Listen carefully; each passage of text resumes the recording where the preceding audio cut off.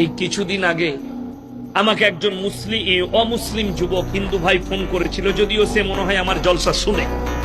সে আমাকে বলছে আপনার কাছে কিছু জানার ছিল আমার। আমি বলো আমরা তো জানাবার লেগেই আছি।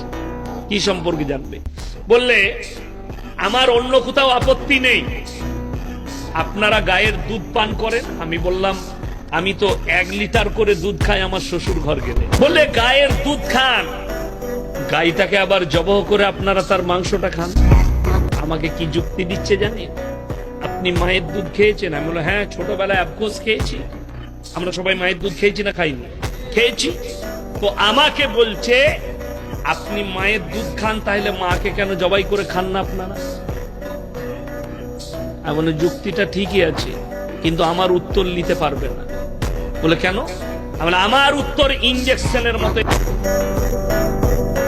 বলে দিলেই গাল দিবে তুমি, নাহলে কেটে পালাবে। বুঝে বলুন, তুমি যে বললে আপনারা গায়ের দুধ খান, গায়কে জবাহ করে খান, মায়ের দুধ খান, মাকে কেন খান না? আমি বললাম তোমরা তো গায়ের মুখ খাও। বলে হ্যাঁ। গোবর খাও? হ্যাঁ। আমি তাহলে মায়ের গু আর মুখ খানে খাই না?